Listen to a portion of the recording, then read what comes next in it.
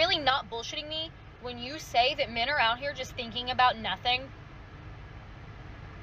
Not a single fucking thought in those cutie little brains you got up there? Not one?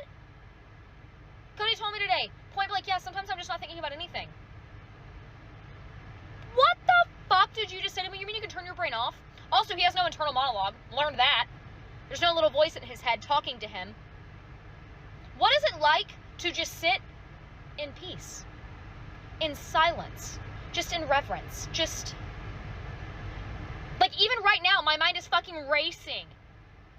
Until I am, like, knocked out asleep at night, my brain is running 1,000,000 miles a minute. That's why I talk so fucking fast, because the thoughts appear too loud, and I gotta get them out before I forget about them.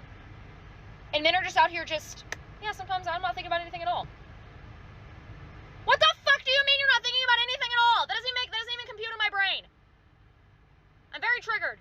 Yeah, most men do have the ability to just shut off their brain. And maybe it's more so we have a lot less garbage to think about, so it appears that we're just shutting off our brain, when in reality there's a lot less garbage just going through our heads. And as for this inner monologue, what do you think you are, in some sort of anime where you're over-explaining everything to the viewer, but the viewer this time is just yourself? So now you're just over-explaining stuff in your head to yourself? Yeah, guys don't really need to do that. Most day-to-day stuff really isn't that complicated, and that's probably why we have a lot more peace in our heads. And honestly, listening to this girl makes you sound like you all have a mental illness, and no wonder you sound crazy, with your mind spewing out 1,000 thoughts per minute, with 100% of them being garbage, and just having to get it out so everybody else can waste their time listening to it. It just comes off as attention-seeking behavior. Like, let me just spew out all these random thoughts and see who pays attention to me. And that's what all this comes off as: attention-seeking behavior, unable to deal with the day-to-day, and now you have to drag everybody into your chaos because you're unable to cope. And then she ends it saying she's triggered because men don't have the same problem, to which I don't think she'll ever understand that men's minds just don't work the same. We're not scatterbrained like that, trying to think about 10,000 things at once. We're usually thinking about a few singular things at once. And when we say we're thinking about nothing, it means we're thinking about something that's really not worth talking about to you.